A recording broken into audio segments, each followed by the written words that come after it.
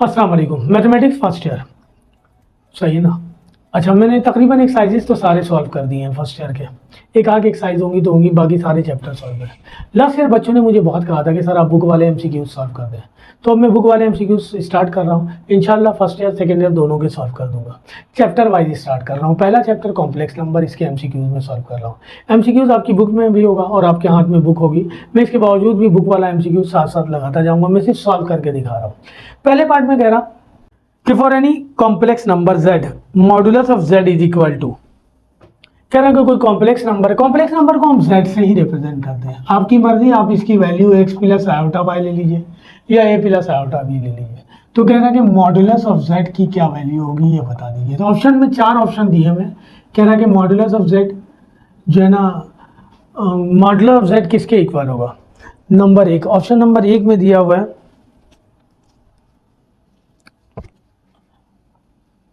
z बार का modulus. Option number 2 में दिया हुआ है minus z, modulus of minus z। Option number 3 में दिया हुआ है माइनस z बार का मॉडुलस।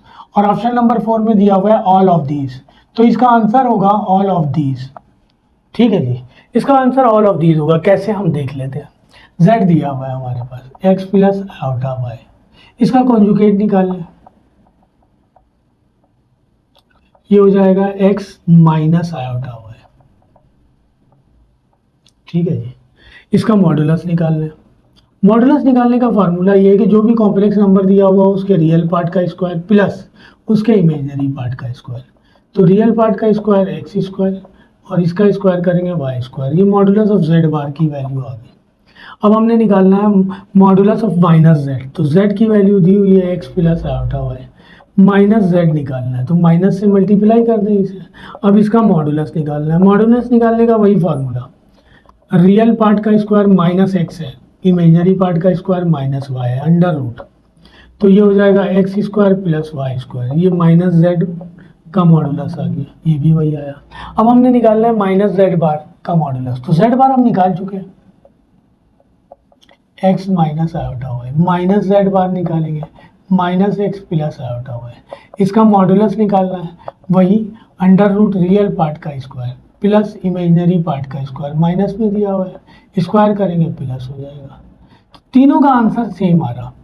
तो इसका मतलब ये हुआ मॉडुलस ऑफ जेड इसके भी इक्वल है, इसके भी इक्वल है। और मॉडुलस ऑफ जेड निकालेंगे simple, x plus iota y दिया और इसका मॉडुलस निकालेंगे तो ये हो जाएगा अंडर रूट रियल पार्ट का स्क्वायर प्लस इमेजिनरी पार्ट का स्क्वायर। मॉडुलस ऑफ जेड यही आया, सबका रिजल्ट सेम आया। मॉडुलस ऑफ जेड का रिजल्ट ये आया, मॉडुलस ऑफ जेड बार का रिजल्ट ये आया, मॉडुलस ऑफ माइनस जेड का रिजल्ट ये आया, मॉडुलस ऑफ माइनस जेड बार का रिजल्ट ये आया। तो पहले पार्ट का आंसर आ जाएगा all of these.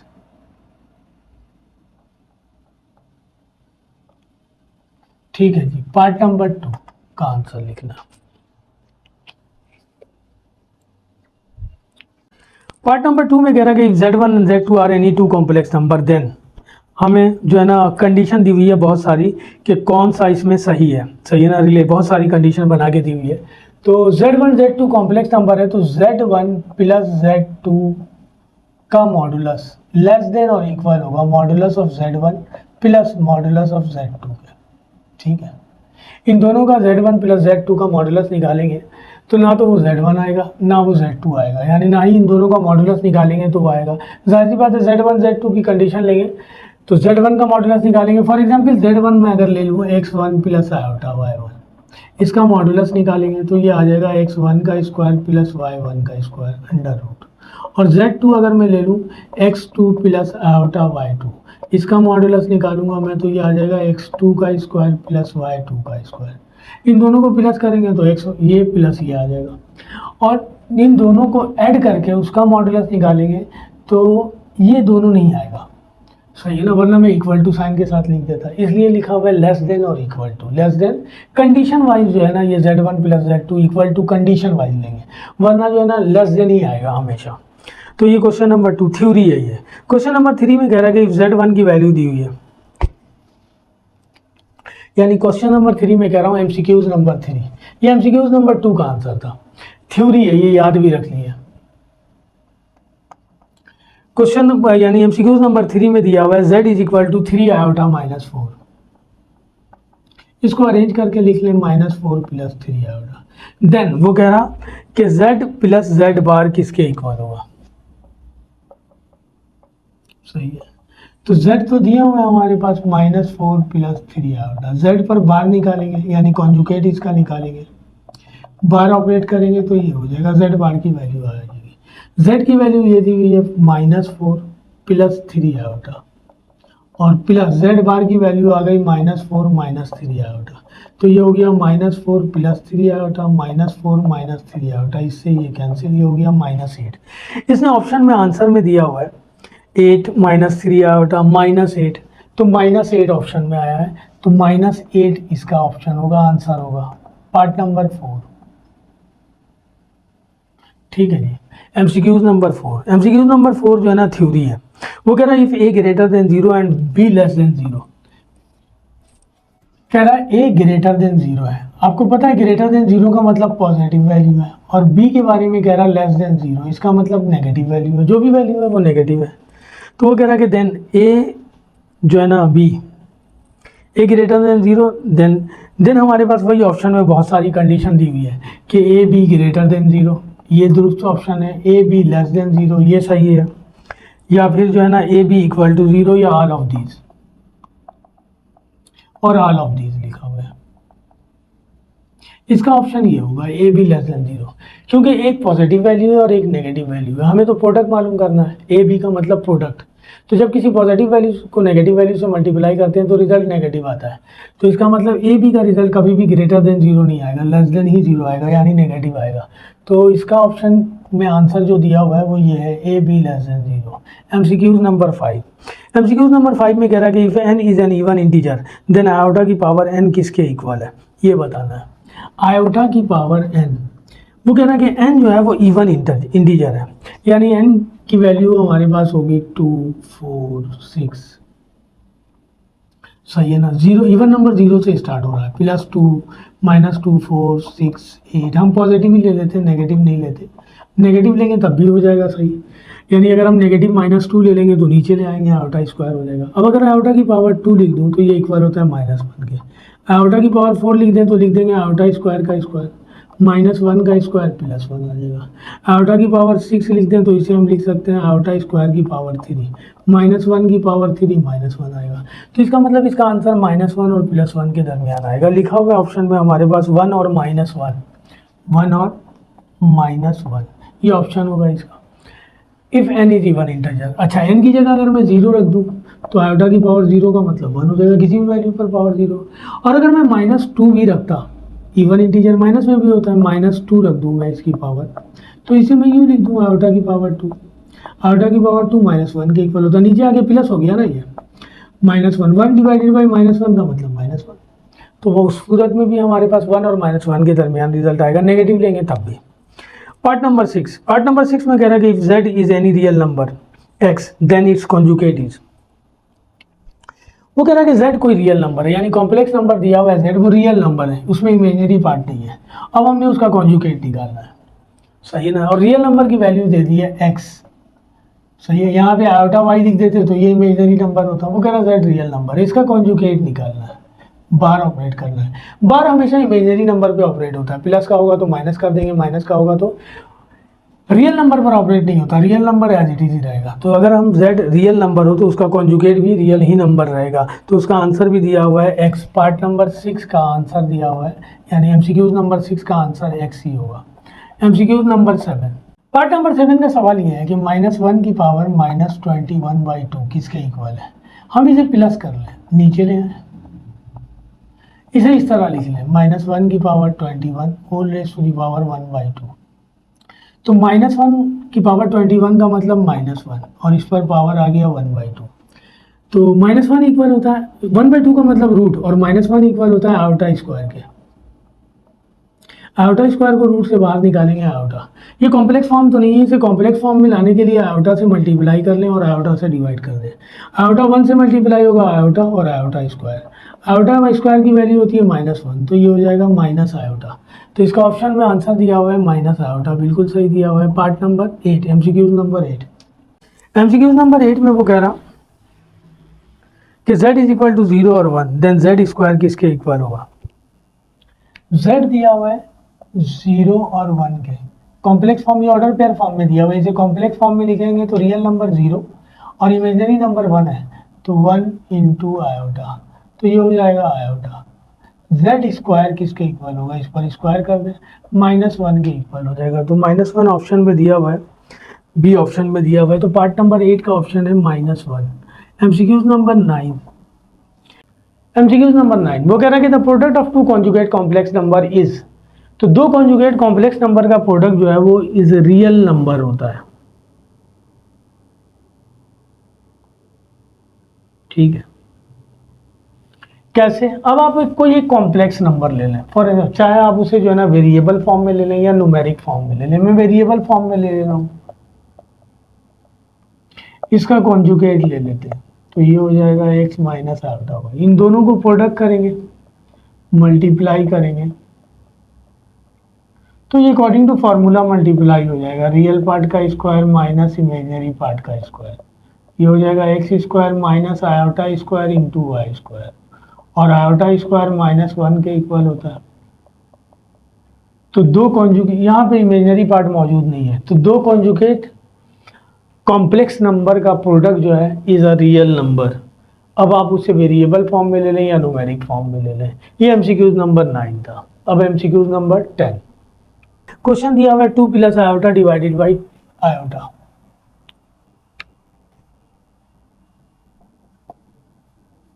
Question number 10 का पार्ट ये है 2 plus iota divided by iota. इसमें रियल पार्ट क्या है और इमेजिनरी पार्ट क्या है।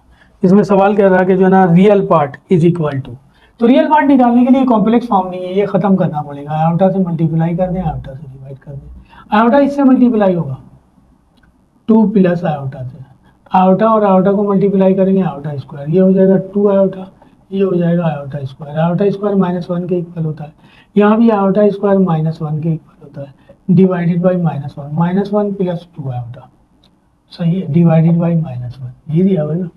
अब आप क्या करें, ये माइनस को ऊपर ट्रांसफर कर दें तो ये प्लस का हो जाएगा और ये माइनस का हो जाएगा। हमें तो पूछ रहा है कि इसका रियल पार्ट क्या है, तो इसमें रियल पार्ट 1 है, तो रियल पार्ट की जगह लिख देंगे 1।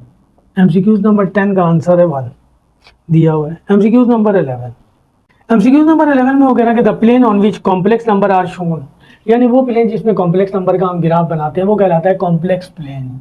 थ्योरी है ये भी।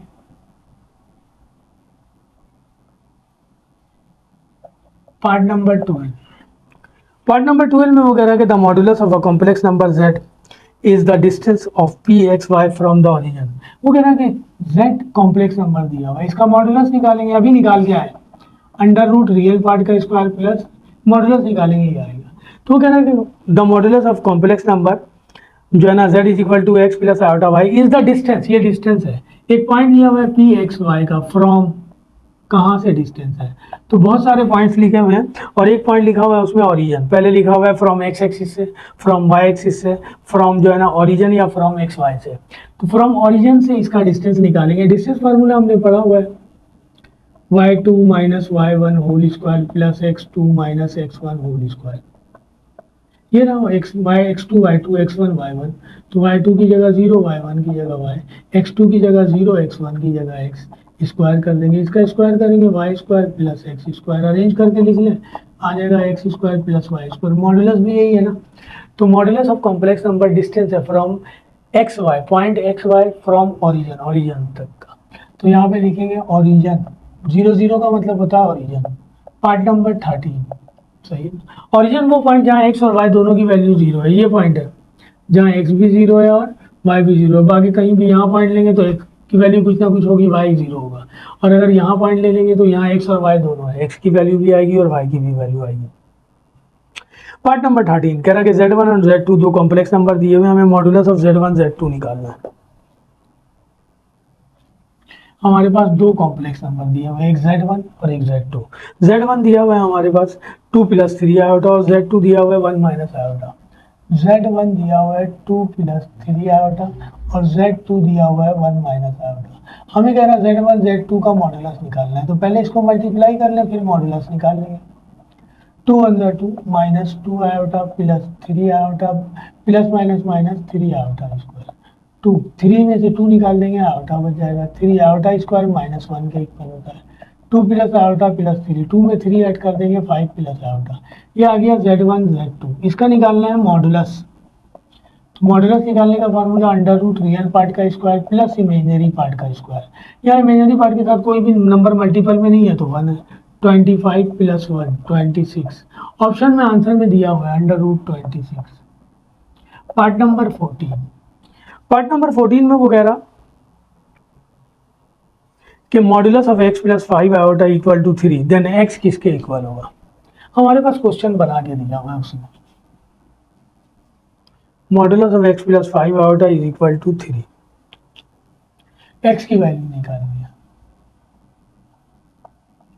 जाहिर सी बात है मॉडुलस फॉर्म में देंगे दिया हुआ इसका मॉडुलस निकालेंगे तो रियल पार्ट का स्क्वायर प्लस इमेजिनरी पार्ट का स्क्वायर तो ये हो जाएगा x square plus 25 squaring on both sides कर दें रूट कैंसिल हो जाएगा 3 का स्क्वायर 9 x स्क्वायर इक्वल हो जाएगा 9 माइनस 25 x स्क्वायर इक्वल हो जाएगा माइनस 16 और x इक्वल हो जाएगा plus minus under root minus 16 minus में है तो इसको प्लस फॉर्म में करेंगे तो लिखेंगे 16 माइनस 1 की जगह आयोटा स्क्वायर इसकी रूट वैल्यू निकालेंगे तो प्लस माइनस 4 आयोटा तो x की वैल्यू आ जाएगी प्लस माइनस 4 आयोटा ऑप्शन में दिया हुआ है एमसीक्यूज नंबर 15 एमसीक्यूज नंबर 15 में कह रहा है कि the multiplicative inverse of 3 and 4 3 और 4 का मल्टीप्लिकेटिव इनवर्स हमने बताना है ऑर्डर पेयर फॉर्म में दिया हुआ है या तो हम इसे कॉम्प्लेक्स फॉर्म में कन्वर्ट करें और मल्टीप्लिकेटिव इनवर्स निकालें या फिर डायरेक्ट निकाल लें ए और बी अगर ऑर्डर पेयर फॉर्म में दिया हो इसका मल्टीप्लिकेटिव इनवर्स निकालना हो तो फार्मूला बन जाएगा A divided by A square plus B square minus B divided by A square plus B square तो हमें 3 और 4 का मल्टीप्लिकेटिव इनवर्स निकालना है तो ये हो जाएगा 3 डिवाइडेड बाई 3 का स्क्वायर 9 4 का square 16 minus b minus 4 divided by 9 plus 16 तो 3 divided by 25 comma minus 4 divided by 25 option में दिया हुआ है ऑप्शन में ऑप्शन नंबर बी यही है तो इसका आंसर आ जाएगा 3 divided by 25 comma minus 4 divided by 25 ये फार्मूला लिखा था मैंने एमसीक्यूज नंबर 16 एमसीक्यूज नंबर 16 में वो कह रहा है कि z is equal to 3 minus 3 plus 4 then z bar किसके इक्वल होगा